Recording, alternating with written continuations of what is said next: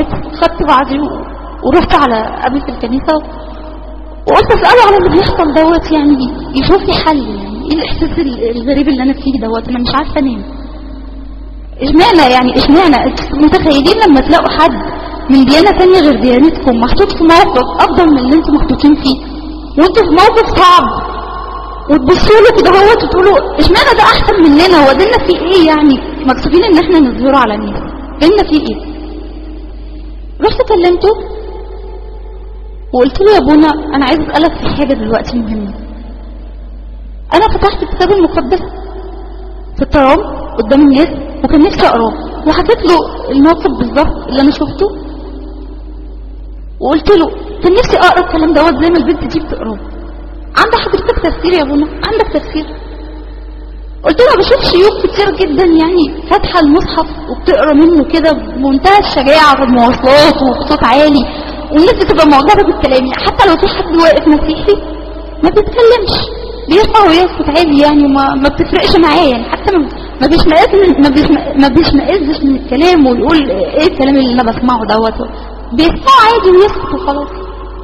تقدر انت يا ابونا تعمل زيه كده؟ تقدر تقف في المواصلات وتقول نشيد الانشاد وتقول ما اجمل رجليك بالنعلين يا بنت الكريم؟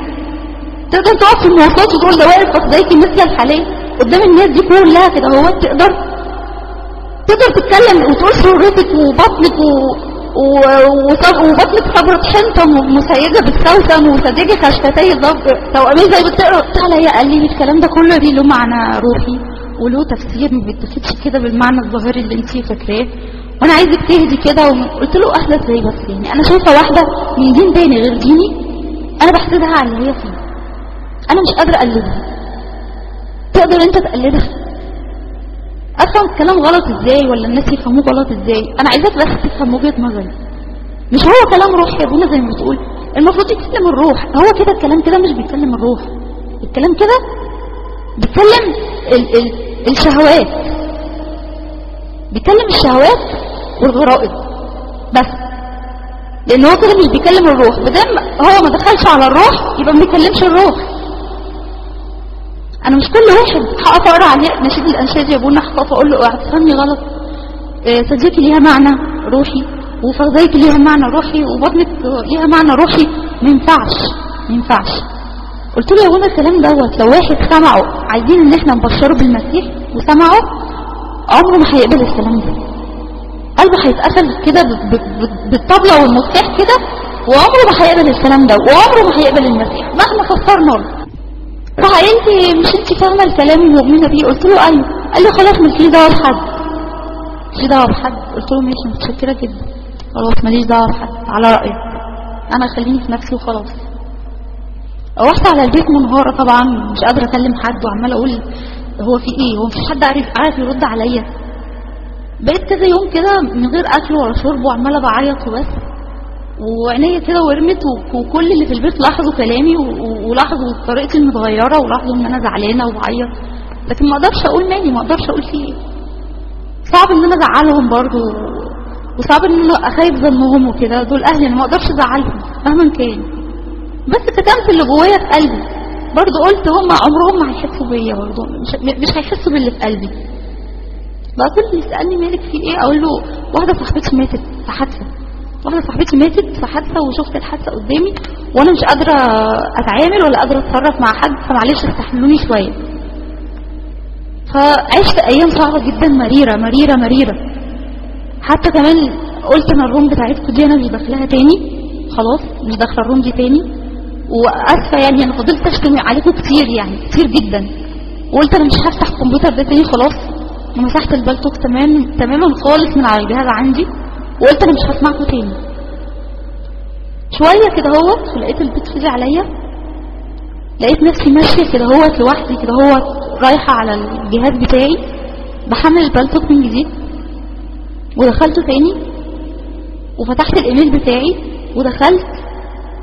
ودخلت على المايك واتكلمت وحكيت الموقف اللي حصل لي دوت اللي انا حكيته لكم، وحكيت الموقف اللي انا حكيته لكم ده من شويه، وقلت يمكن اسمع حد مسيحي يرد عليا يفهمني يقول لي، قلت يمكن اسمع حد مسيحي يعرفني انا غلطانه في حاجه، هل في حد مسيحي يقدر يمسك نشيد الانشاد ويقف في المواصلات ويعمل زي ما الشيخ المسلم بيعمل؟ يقدر؟ ما لقيتش رد برضه.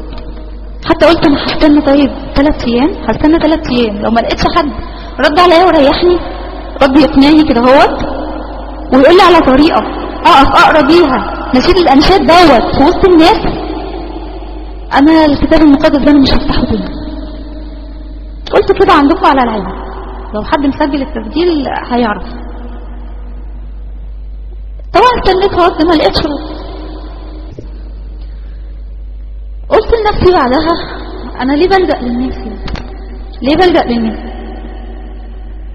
ما اريح نفسي بايدي، اريح نفسي بايدي.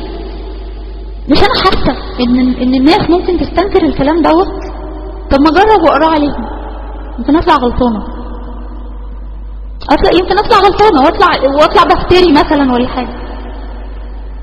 قلت اعمل اي طريقه كده هوت بحيث ان انا اشوف الشكوك اللي في دماغي دي صح ولا غلط، هل الناس هتؤمن بالكلام ده لو سمعته ولا لا. عملت حركه جريئه جدا، حركه جريئه جدا يعني صعب اي بنت مسيحيه تعملها. قلت يا بنت انت مكبره الموضوع ليه كده؟ مش يمكن انت غلطانه في تفكيرك؟ روح جرب، مش هسيبه يعمل المعجزات بيورع جايبه للناس. ما تجربي، هتخسري ايه يعني؟ مش هتخسري حاجه. روحي وسط الناس واعملي شبه البنت المسلمه ديت واقري الكتاب بتاعك، واقري الكلمات اللي المسلمين بيستنكروها وبيعيبوا لك عليها واللي سمعتيها على النت، وقريها على الناس العاديه اللي ما سمعتش الكلام دوت ولا قرت في الكتاب المقدس ولا تعرف فيه حاجه. يمكن الكلام يأثر فيهم وحد فيهم يؤمن، حد فيهم يؤمن بيسوع، وتبقي كده خلصتي نفس من النفوس وعرفتيها طريق يسوع، وتروح شكوكك ديت وتلاقي الناس تستقبلوا كلامك حلو وشكروكي وحبوا كلامك كده هوت وخدوه بقلب وروح صافيين كده هوت. رحت واقفه على المحطه، وقفت وحواليا كام بنت كده مسلمه ومعايا صاحبتي المسيحيه دي اللي رايحه جايه معاها على طول. قلت لها بقول لك ايه، انا هسمعك دلوقتي ايات رهيبه من الكتاب المقدس هقراها عليكي، ايات جميله جدا. قالت لي ماشي اوكي. ورحت فتحت الكتاب وقريت مسكت نشيد الانشاد وقريت بحيث ان انا اسمع البنات اللي حواليا دول. انا معايا هو الكلام اللي انا قريته عليهم الكتاب وبدات اقرا.